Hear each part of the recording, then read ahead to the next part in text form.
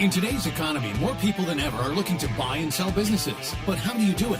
Welcome to the Deal Board, presented by Transworld Business Advisors. Straight talk about real deals and real people. Listen to stories, interviews, and expert advice to help your business sale, merger, or acquisition process. Now, here are your business exit experts, Andy and Jessica. Welcome back, everybody. And today we have a very special episode on the Deal Board. We talk a lot about buying and selling businesses, but there's another growth opportunity that we think is actually the way Transworld grew. And so we think is a great way to grow, but is growing through franchising your business. So we've got a couple great interviews today, right, Andy? We do have a couple great interviews. We have Brady Lee from Accurate Franchising, who partners with us to help Transworld companies that want to franchise. They're our partners in our back office, helping us help people consider franchising and moving forward and getting it to the point where they can now franchise their business. So that's a great interview from an expert in the franchising business.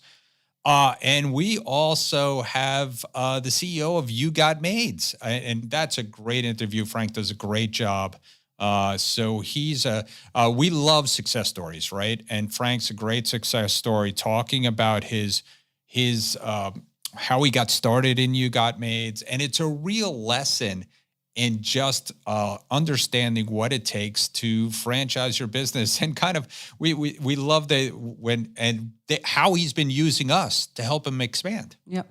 Yeah, so franchising is a great way to grow. It's often like it appears to be very complicated, but between Brady and Frank, you'll get a real world perspective on how you could grow your business through franchising and what to expect in that process. We've seen lots of businesses that have worked with Transworld that have grown, that have franchised after 1, 2, 3 locations and grown to national and sometimes even international companies. Yeah. So I think the interview with Frank Berger is perfect. The interview with Brady Lee is perfect. You are going to get a real sense for what it takes to franchise your business. And even if you're not franchising your business, it's just great stories about how to build your business and how to stick to itness, and how to have, Frank talks a lot about his values and how he wants the best for his employees and how he wants the best for his customers. It's just a refreshing interview of a real success story. Awesome. Well, we hope you enjoy the show today. So let's get to it. Transworld Business Advisors is the world's largest business brokerage and mergers and acquisitions firm, with over 500 brokers in nearly 200 offices worldwide. Transworld's team handles thousands of business sales every year. To be connected with a qualified business broker or learn more about the buying and selling process, visit tworld.com/the deal board or call 888-719-9098.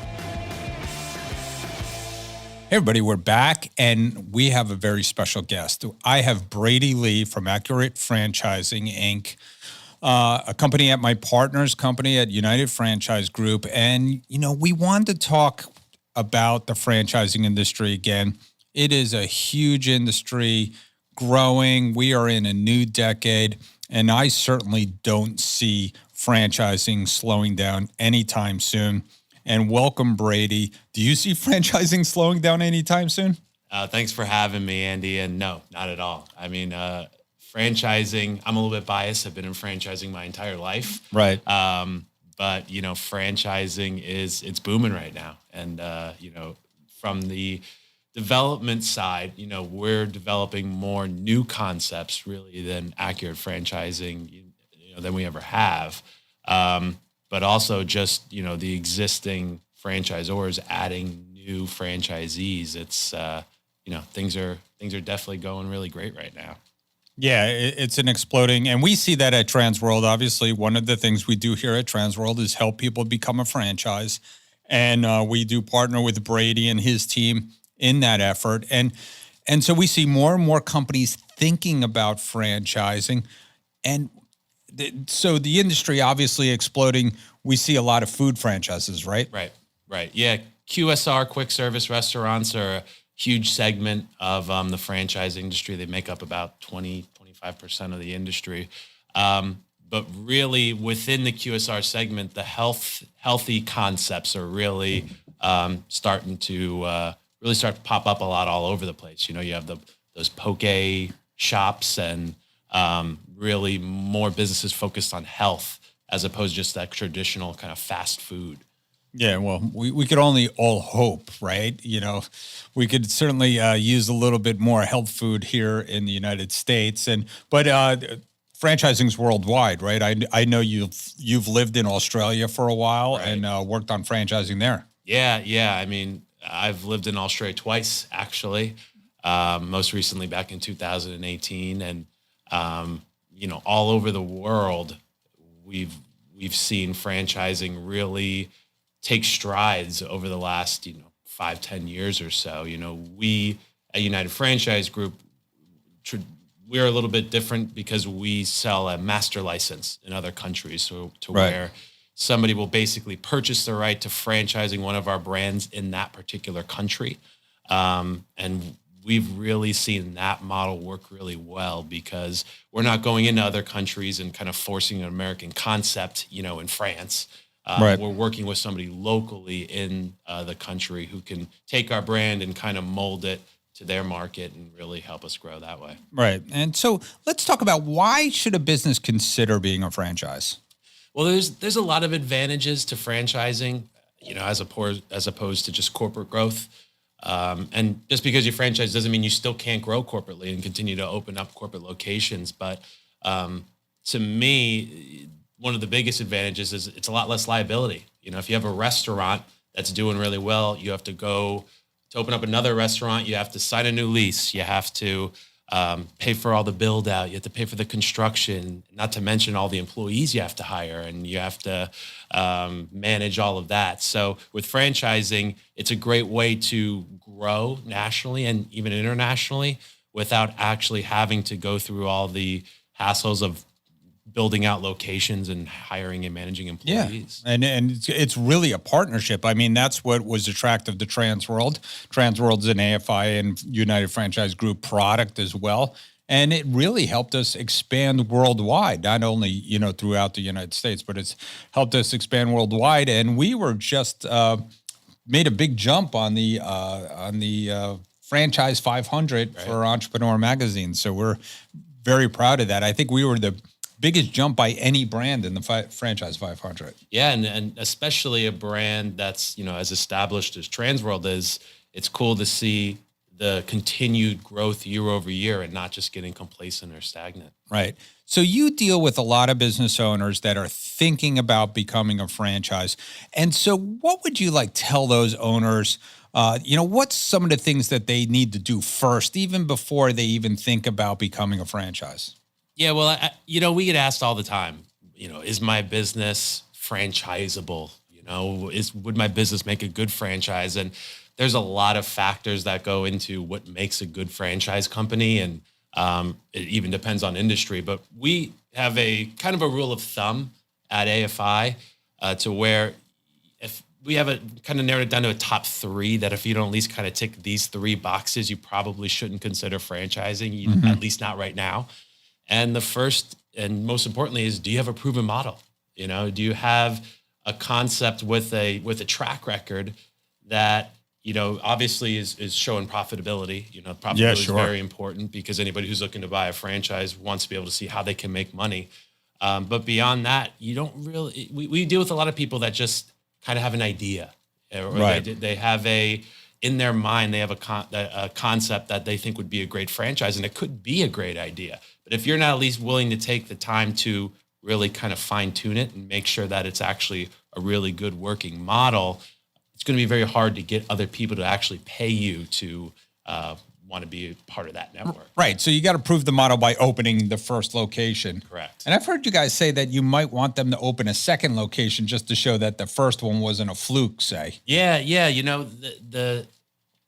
Not, and it's not to say that we haven't had clients that have just, only had one location, because we do, but always having multiple locations is great because you're showing somebody that it's not a fluke, just like you said, and you're duplicating the model, which is very important. That's kind of our second point is you need to have something that is duplicatable and replicable. Sure. You need to have processes and systems in place that you can actually teach somebody, and being able to have multiple locations, you've already duplicated it. So you can't, and you can't just say, well, this guy's doing really well at this location because, it's a high traffic area, or, he's got a great anchor store or whatever. But you're also opening yourselves up to widening your base of potential buyers as well. Because, if you're an owner operator who's in the business 24/7, always there, you're going to kind of eliminate people that may just want to invest in something, that may just want to hire a manager and have that manager run the location. But obviously, if you have 3 locations, you can't be at 3 places at one time. So you're already showing them that this business can work with a manager. With that is sort of the E-Myth, the approach to that business. The business should have a process. So what's the third thing? The third thing is, do you have a differentiator? Really, what makes you different? And we get people all the time, especially restaurants, that say, when we ask them, what makes you different? What makes you unique? And they say, well, my food's great and I have great customer service. Okay, that's great. You definitely want to have that. But every restaurant owner pretty much of all time is going to say they have good food and they have good customer service. What else makes you different? Right. Do you have a special way that you market? Do you have a great branding? Do you have different types of products? Do you have a certain way that the business is run that's kind of unique? So those are having something that makes you different and makes you stand out is really important as well. Right. And it's all while food is 20% of the franchise 500, so we just looked that up. It's not all about food, right? No. The franchising industry is expanding in other areas. Sure, yeah. Healthcare is a big one. A lot of, there's the baby boomers are retiring and getting older, and that's going to be really, I think on the horizon, that's the next big franchising, the next big industry in franchising is going to be, senior elderly healthcare. Senior healthcare, and we're even seeing it perhaps in some of the urgent care things and other, and sometimes there's a lot of non-medical stuff, transportation, things like that. Sure, as well. yeah. I mean, fitness industry is always big. That's getting to be a little bit saturated with all of the in the last 5 years or so. But just, some home, just a lot of the, I don't like saying home-based businesses, kind of like Transworld. We don't like to say Transworld's a home-based business, but more of the virtual office-based businesses where you're not at a retail location 12 hours a day. You can relatively make your own schedule and still being your own boss and make a good living. Those are becoming a lot more attractive to people. Well, we're seeing that. I just did a show a little bit while ago about the 20 predictions for the next decade, and I think and one of the predictions was the solo entrepreneur and how that's growing, the gig economy. Yep. And it would just make sense that somebody's going to figure out something to franchise in that industry. So you're seeing that. Sure. Yeah. I mean, obviously everybody who comes up with a new idea says they're going to be the Uber of this, right. Or the, whatever you want to call it. But, there's a lot of businesses and franchises out there that are really starting to pop up that, you're not buying a job, right. It's more of you're buying kind of a lifestyle and you're buying a way to kind of make your own living, but also kind of make your own schedule and be your own boss. So the other thing that, I know your company does, our company does, is help franchises that are already franchises. So what do you see out there? What's the biggest mistake that once they become a franchise, what don't they do well? I think the biggest mistake that franchisors, especially the new franchisors, make is they sell franchises to people that are not going to be good franchisees or that are not franchisees. Sometimes it's hard to tell. Right. Sure. People could say all the right things up front and then they end up not actually doing anything that they're saying. But when they sell those franchises and they grow quickly and everybody's really excited about the hot new concept, and they have franchisees that are not good for the business and are not doing well, they're not proactive with covering their resales. Right. What we, I know we talk about a lot with. Yeah, we talk a lot. Yeah, sure. But and when I say they're not proactive, they're seeing that their people are not the right fit, whether it's from a skill standpoint, from a mentality standpoint, or whatever. They just see it's not working out, and they kind of rely on the franchisee to say, okay, well, he'll figure it out, right. or maybe he'll find a buyer or whatever. what you can't have stores close.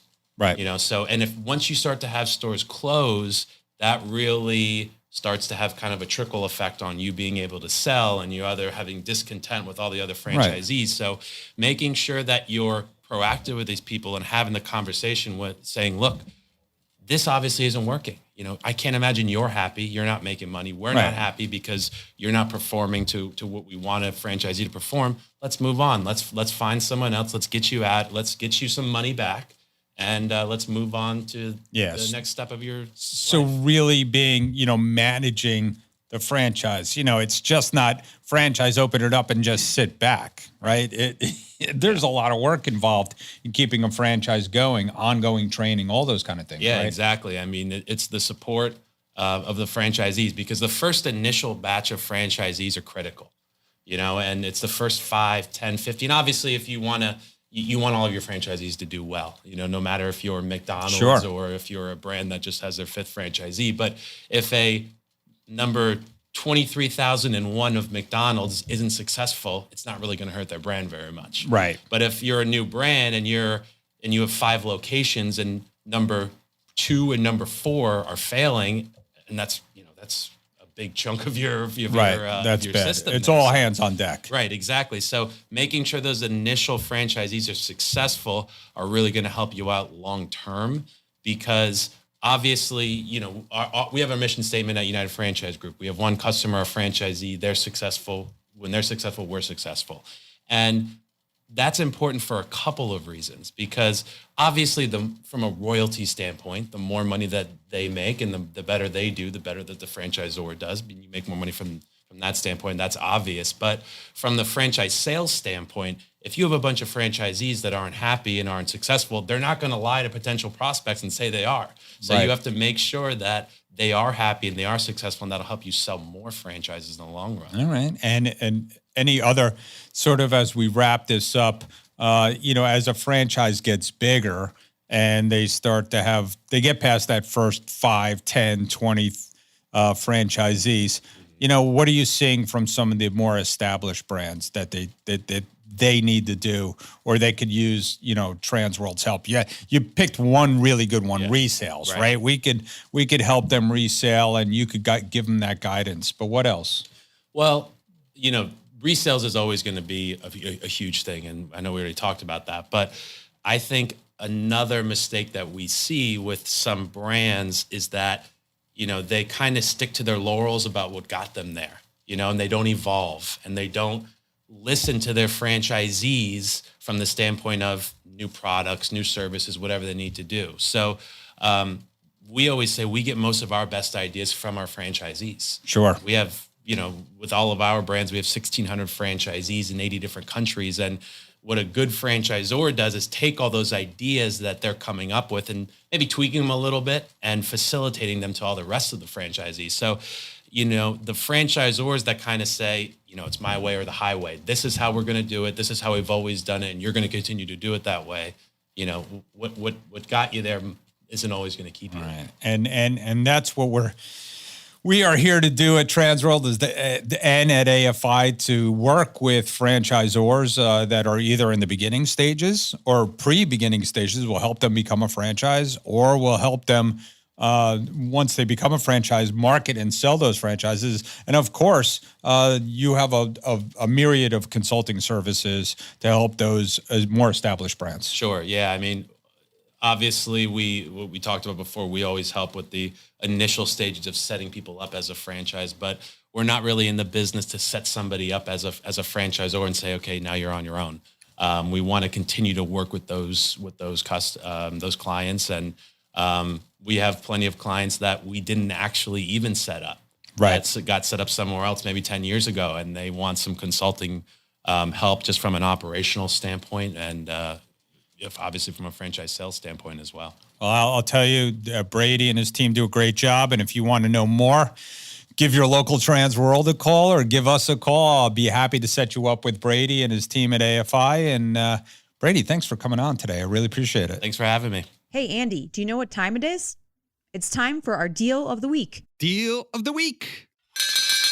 Sold. Hey, welcome back, everybody. And it is Deal of the Week, and we have a great deal. And this just shows you the power of Transworld. I love when we get a great buyer and a great seller together. And this is a great story that involves multiple offices here at Transworld, which we love to do. And I'll let them tell that story. But I have on the line with me Mike LeCates from Transworld Business Advisors of Delmarva. And I also have Melissa Patel from Transworld Business Advisors of DC Metro, and they got together and did a nice deal. And we'll start with Mike. Why don't you tell us a little bit about the deal? Sure. We were referred this large landscaping company by a referral source of ours who the owner was trying to sell the business himself to a competitor. And the deal fell apart after about 6 months. And they were looking for a trusted advisor to help them sell their business because they obviously didn't know what they were doing and they knew that they needed help. So they reached out to us. We did a marketing package for them. We listed it in our Transworld network. And within a short period of time, Melissa Patel, the DC office, had reached out to us that they had a potential buyer, a bigger company in their area who was looking to expand to the Atlantic Coast area, which is where I'm from. And the deal made sense. It settled. It was an all-cash offer. And the owner got what they were looking for. And the new buyer got what they were looking for. And it's just the power of the brand, of the network, that the Transworld offices and the co-broking mechanisms that you have with such a company as Transworld. And Melissa, I'll let you go ahead and talk about your buyer. Sure, absolutely. So, again, piggybacking on what Mike was saying, it is the power of Transworld and really business brokerage in general. We need to co-broke. We need to get sellers and buyers in the right place, right time, and really focus on working together as an industry, just like real estate does. And so at Transworld, our offices that are close in a regional setting, we talk all the time about our listings and how we can match buyers and sellers. And that's exactly what the DC Metro office and the Delmarva office does really on a monthly basis or so. And I reached out to a contact that I had at the Chamber of Commerce here locally and, asked them if they were looking to expand and grow through acquisition. And that's not really traditional of their company, but they were interested specifically in this particular area and the business itself because it was a commercial landscaping company. They loved the land. They loved the business model. Even the first meeting with the seller, the buyers were pretty much ready to hug. The buyer and seller were ready to hug each other. It was just a good business fit. And so again, this goes back to the power of co-broking and really getting buyers and sellers, together as soon as we can to transact a deal. Yeah, it sounds great. And so give us a little of the particulars, Melissa. How much did the deal sell for? The deal sold for, it was 1.7, plus there was an earnout of around $700,000. Right. And so the company, Mike, how much was the company making? I believe the SDE was right around $700,000. Right. So a nice deal, about at least a 3.5 time multiple, right? Yeah. Right. And including real estate. Yeah. Yeah. They had a lot of land. Okay. So it sounds like good deals for good people, as we always say.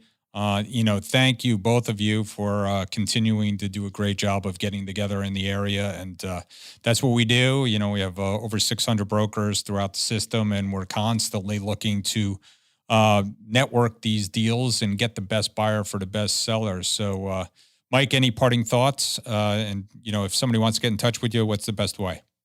Sure. They can reach out, on my Transworld website.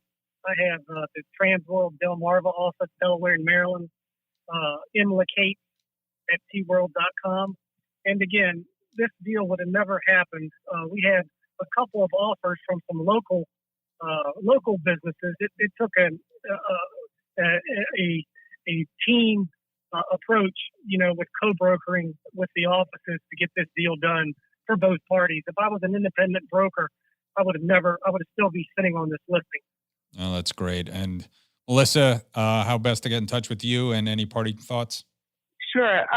Again, parting thoughts are really, right place, right time, and conversations between business brokerage offices. You can get in touch with me. Just call me on my cell phone, 202-800-4060. All right. Thank you both for coming on today. Really appreciate it. Thank you. Hey, welcome back, everybody. And we love talking to entrepreneurs, and that's what we have right now. We have Frank Berger from You've Got Maids. And I was speaking to Frank just before this, and I asked him, I said, "You're the franchisor, correct?" And he said, "I'm the franchisor, I'm the CEO, and I was the first maid." So Frank, there's nothing better than entrepreneurs that roll up their sleeves and get the job done. So tell us a little bit about being the first maid at You've Got Maids.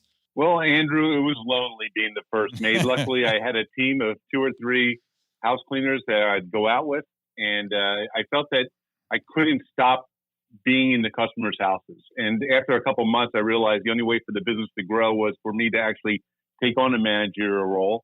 And I stepped back from the cleaning, although for the first year or so, I did jump in from time to time, sometimes because they needed me, sometimes because I just wanted to see how a certain team was working in the field.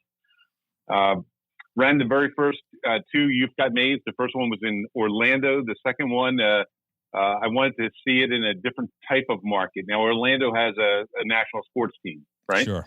And the second location was Charleston, South Carolina, a city which is very charming, but it will never have a national sports team. And I wanted to make sure that we could be successful in a large market and a smaller market. And what I've learned is we can be successful in micro markets. I see that you went to Lehigh University. Sometimes the number 1, but right now it's number 2 location in the country is Quakertown, Pennsylvania. There you go. Which I believe is close to Lehigh. Correct? Yes, Quakertown is close to Lehigh. And just to figure we could do so well in a market like that, it's just sometimes it just blows my mind. So tell me a little bit, Ed, to take one step back, and why did you start You Got Maids? I have always wanted to work for myself. When I was in college at Temple University, one Christmas, my mother gave me this book. It's called In Search of Excellence, and it was Domino's pizza this, Tom Monahan that. And, I never thought I would be in the pizza industry, but all of a sudden I'm out of school, and I wanted to own my own business. And I remembered that book and that Domino's had a great training program. So I said, okay, well, I have a business degree, but I've never run a business. So I worked for Domino's for a year and a half. You had to work for them back then for a year, and then they would sell you a franchise. They would award you a franchise. Mm-hmm. I learned a ton. I managed, I supervised stores in North Jersey and in New York, and had a lot of fun. And then I opened up Domino's in South Carolina, and then later on I had one of the busiest Domino's pizzas, at least at the peak of our season, which would be in the summer, in Ocean City, New Jersey. So I did that for the longest time, and we were buying real estate. And eventually, after about 15 years of doing that, my wife said, you don't need to do this anymore. We could just, manage our real estate. And I was working a ton of hours in the food business. And I got to tell you, Andrew, I was constantly in fear of being shot in the food business. There's a lot of money there. It was cash. Right. Credit cards had just come in. So there's a lot of cash every single night. And, you don't have to be a brain surgeon to know where you can get quick cash after 9 o'clock. And so I was constantly concerned that this could be the last night. So I gave that all up. And we were just going to do the real estate. But I got to tell you, I couldn't sit still. It wasn't enough. And start looking for other businesses to get into. And I had somebody in my neighborhood that had just bought a Molly Maids franchise. And while the other neighbors weren't all that impressed with him, right, and what he was doing, I was watching him because I knew how businesses ran, right? And so all my corporate friends were looking at him to go, gee, he's cleaning houses. But I saw a guy that was having fun and he was making money, and I talked to him about it. And then since that area wasn't available for Molly Maids, I went and talked to other Molly Maids and then Murray Maids and the Maids and all this. And I was just trying to figure out who the number one franchise was in the maid service industry. Because remember, I'd been in franchising for 15 years, yet I had no knowledge of this industry. I didn't know it existed. And it's a very simple business model. We clean a house, then we leave the house, and then the dog and the kids and the cats start making the house dirty all over again, and they're happy to see us come back in a week or two. That's great. And as long as you do right by the customer, they don't fire you that often. It's very rare. The attrition rate is very low, and not just You've Got Maids. I'm saying for all of us, the attrition rate is like 3%, 4%. Wow. Maybe. It's so once you have a customer, it's easy to keep them.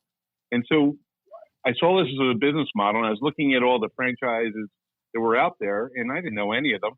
And I thought, you know what? My entire life has led up to this moment. I'd like to create my own brand. And so that's what I did. I came up with 5 different brand names. I bought the URLs for all of them, and then went to a brand consultancy that was pretty expensive. And I said, okay, which one of these is the best? And they came up with You've Got Maids. It wasn't my favorite of the 5, but they said, no, this one's sticky. People are going to remember it. Remember, that was not so long after You've Got Mail, right? And I thought that even once people forgot about what a dial-up tone sounded like, and remember we were excited to say, oh, wow, we've got mail, right? You were excited. Now we do anything we can not to get mail. So I went with You've Got Maids because the guy said it was sticky, and you know what? It was. People remember it. We have these things called maid-mobiles. We wrap them up. They got bubbles all over them. In fact, I'm buying one right now that I'm going to drive down to Florida later on this month, and I'm going to drive up to North Carolina and Virginia and then over to the Midwest. It's going to be a wrap maid-mobile, just like there's in all our different locations, right? It's rather sharp looking. And it's kind of funny. It's got the logo in the back window, of course. And when people are sitting behind me, specifically 2 women are sitting behind me at a red light, I look up in the mirror and I can see them mouth the words, You've Got Maids. Of course, I can't hear anything.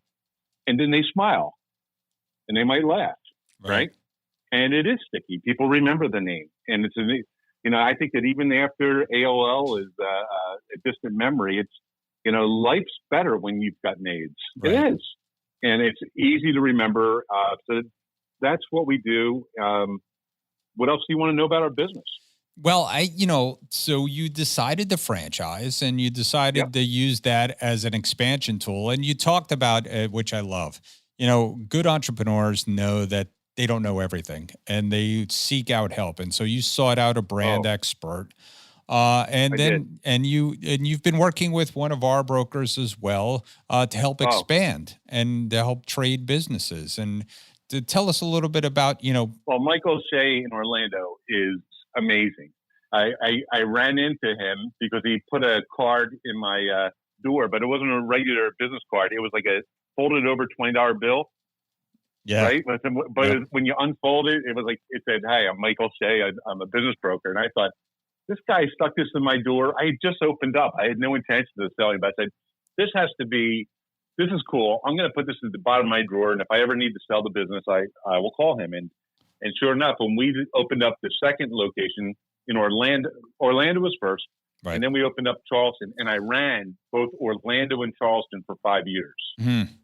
And because I wanted to prove a business model, because as I was doing my research for this industry, I visited 52 different businesses, most of them franchise, but not all, that were doing $500,000 to $6 million in revenues. Wow.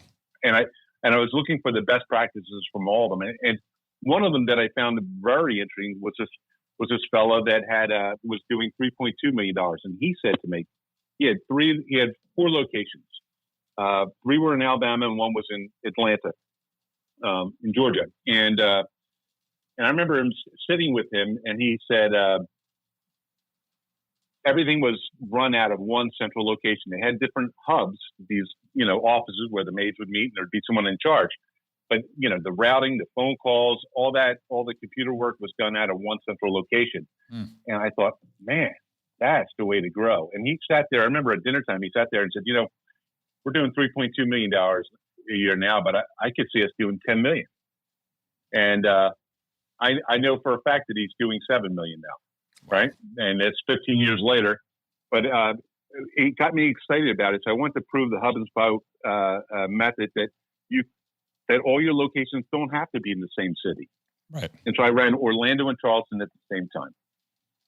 That's great. And that's how we started it. And one of the things I haven't discussed is, a lot of it at the time that we were doing this, a lot of my friends were going on mission trips. They were going to Africa and building water wells and filtration systems and stuff like this. And I thought, that's really cool. And I hats off to them, and I supported them, but that wasn't my thing. I figured there's a lot of people right here in America that need help. And what I've learned is that the independent house cleaners that work for, people just by themselves, they often are not treated all that well. They're asked to do extra work. They're not compensated as well as they should be. They're not, they're often maybe a check behind. There's no reason for that. Also, the hotel maids, also, it's a group of people that if you talk to the hotel maids, they typically don't work for the hotel. They typically work for a staffing agency, and they typically are not all that happy with the way they're being treated. Right. And I thought, this is a group of mostly single moms in a crunch. And I thought, man, oh man, if I could make their lives better, then I would be doing something great. And if you know how to make your customers love you, Andrew? How? You make your maids love you first. It doesn't work any other way. So my goal was to, and listen, we don't have this perfect yet at every location. We don't, but we have a plan. And in some locations, it's working amazingly well. It's called the You've Got Maids way, the YGM way. And it's a 3 pillars. One is about pricing. One is about routing, and our software helps figure out what all that stuff is, the best way to do all that stuff. And then the last one is about the associates, the maids, and it makes sure they're paid well and they're trained well. We have a thing called Maid University that does all the training up for the maids so that our franchisees can just slap some headphones on them and say, okay, we're taking bathrooms 101 today. Now you're going to go clean bathrooms. Wow. And then they get evaluated. You pass that, you get to take kitchens 102. And we have ongoing training with all the house cleaners because I believe that in business, there should be no graduation date. And so we have like little micro classes that take 3 to 5 minutes that they listen to on a Wednesday morning. And then the manager of that office is encouraged to ask each one of them to answer a couple questions, right? So that they're all involved in the discussion. And it seems to be working. I got to tell you, one of the franchises that I'm so proud of, so many of them. But let me just point out, there's one in Asheville, North Carolina, and it's one of the highest volume units in our country, in the country for our company. Oh, it's and a nice she place. loves. Oh my God, it's a great place to be. And she loves on her house cleaner. She does, but she doesn't abide by them if they don't love the customers first, right? And we are averaging in Asheville. I don't know if I'm supposed to say this, but I'm just going to say it. Close to $20 an hour for the maid. Wow. And in our market, in this world, if you can pay your house cleaners $20 an hour, you're going to have good people people that love to clean stay. You're going to have good people. You are. And and they love her and her customers. If you look at her customer reviews, for like 2 years, she had nothing but 5s. And I kept telling her, Nicole, you got to get something less than a 5. It doesn't look real, right? Give me something here. Someone's got to give you a 4.5 or something like that. Eventually, she did get somebody that didn't give her a perfect score. And it's not like I would wish that on her, but it just did look too perfect. Yeah. But God's honest truth, that's exactly what she was.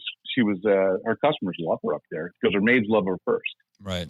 So, and that's what we're looking to do. So if I truly want the franchisees to win, because the franchisees have to win before me as the franchisor. I knew this getting into it. But in order for the franchisees to win, the maids have to win. Now, if I can do that where the maids are winning and the franchisees winning, the customer better be winning too. It's the only way it works. If one of those people aren't, having a great experience, well, if it's the customer, well, you're going to get fired pretty soon, aren't you? Right. or if like the customer's real happy and the franchisee's real happy, but the maids are like, oh, I'm hardly making $10 an hour, $12 an hour. And, well, they're going to be quitting. They're not going to be happy with their jobs. And then the customer's eventually going to say, well, you know, I'm always having all new faces in my house. Right. This isn't working for me. They're not going to like So that. it's just not going to work. And of course, if the franchise owner, the franchisee is not making money, they're eventually going to sell it or close down. Right. So I think all three have to win. And so that's where I spend all my time, all my attention, focusing on those three pillars of the YGM way. And I keep preaching the same stuff over and over. I'm going down to Tampa to meet with franchisees from the Southeast. We have a group of from headquarters going to San Antonio this week. They're leaving tonight. They're going to be. They might have a little bit more fun because they get to wear cowboy hats and cowboy boots down there. But they're going to San Antonio and they're having a group of franchisees meet them there, and just to go over what we do and to get better at what and learn from the franchise owners. Because I'll tell you, I learn a ton from them every single day. Well, I think you brought up like 10 great points that we see in great entrepreneurs like you, that they're never satisfied, that they believe in further education, that they believe in all kinds of other, that they believe in making people happy, that they, always have their nose to the grindstone and know the business. So, Frank, that's all incredible. Just on the way out here, what's the future of You've Got Maids? Well, we have approximately 100 locations right now. We're growing. I think we're the 7th largest maid service in America. I want to keep growing. I'm having fun doing this, meeting new people and seeing my franchisees succeed. I'm working the job that I hope to spend the rest of my life doing. I don't have to do this. I want to do this. Until last year, I mean, I wasn't paying myself anything. My accountant finally said, you got to pay yourself $500 a week, and because I was like, I don't need to. I just love what I'm doing, and I love that people are being successful by doing what we're doing, and believe it or not, I love the challenges. Wow. It's fun. And listen, I am sorry, I'm a little wound up. It's 4:00 in the afternoon here, East Coast. Somebody just gave me a cup of coffee before your call, and I'll probably tell them to tone down the caffeine on me. No, it's great. I love it. I love the energy. I love the excitement about business. That's what we love in entrepreneurs. We love entrepreneurial stories like this. You're growing. You're going to continue to grow. We're proud to help you at Transworld, help you grow in that growth. And, we love, we love when our buyers win, our sellers win, the customers win. That's what it's all about. Well, you have a heck of a company. You have a heck of a partner there with Mike Shea, and I have nothing but good to say about him. We appreciate your business, and we appreciate working with You've Got Maids. And if you want to know more, Frank, what's the best way to get in touch with you if somebody wants to know more about getting into the system? Well, I'll tell you what, you can email me directly. My email is fberger, that's Berger, at you'vegotmaids.com. Just give me a ring. That's it. And I'll be, you call me or you email me and you tell me a little bit about you. I'll schedule a call with you and, or a member of my staff. But if somebody hears me on this, I'll talk to them. That's great. Great stuff. Thanks, Frank. Thanks for coming in today. I really appreciate it. My pleasure. Hey, Jessica, you know what time it is? Money time? Almost. It's time for Listing of the Week. Hey, welcome back, everybody. And it is Listing of the Week, and we have a very interesting business here. We have Charles Palmer from Transworld Business Advisors of Nashville, and he has a emerging company with multiple locations looking to sell, and this is could be a much bigger opportunity for someone. So, Charles, why don't you tell us about it? Hey, Andy, thanks for the invite today. Wow, we've got a really incredible business opportunity for somebody who's got the capital to get into the business. We've got a call center with 3 U.S. locations, 2 in Tennessee and 1 in Texas. And this business has only been operating for about 18 months. Their first 12 months in business generated over $100,000 in monthly sales volume. And that was only operating off one location. They opened their second location 12 months into the business and just opened their third location in Texas just 4 months ago. With these three call centers operating all together, we expect their monthly sales call volume to be about $200,000 per month. And looking at your standard guide, this is not your normal 2 times SDE type of business. The multipliers is based off that monthly sales gross. And so they understand they're a young business, so they're not asking for a top dollar on this one. So for a $200,000 monthly sales volume, that 10 times to 12 times sales volume would be $2 to $2.4 million. They're not asking for quite that much. They're only asking for $1.8 million. Seller financing is available on this one. They're only asking for $900,000 down, and that seller can finance the rest of that note over a 5-year term. So just a really incredible opportunity for somebody who's got a down payment. We're also researching the SBA financing on this one. It might be a little tricky given the age of the business itself, but I think once this thing with the virus is over, the SBA is going to really open up some generous things to help out small businesses that are struggling. Yeah, so if you've got the cash, I'm sorry, go ahead, Andy. No, we see that. We see that often. So if you got the cash, right, this is a good deal, right? Yeah, absolutely. The upside is nothing but positive. They've got less than 50 employees, so they're under that threshold of having to provide those full benefits. They're absolutely capable of just streamlining past 50 employees. The only thing that's limiting this business right now is the number of operators, because as you know, the call center industry has just been booming over the last 5 years, especially with U.S. call center locations. And we think the upside on this one is just limitless, given the interest rate with refinances and things like now. The call centers are just going to explode over the next few years. Yeah, agreed. Things are going to be rolling along in the call center business. We've seen it before. So if someone wanted to get in touch with you, learn more about this, how best? So the best way to reach me is on my cell phone. That's area code 615-962-4464. Or you can reach me on email at cpalmer, Palmer, @tworld.com. And make sure you reach out fast because we've already gotten several inquiries on this business already. Yeah, we'll get this one out there soon. Thank you, Charles, for coming on today. Really appreciate it. Thanks, Andy. Have a great day.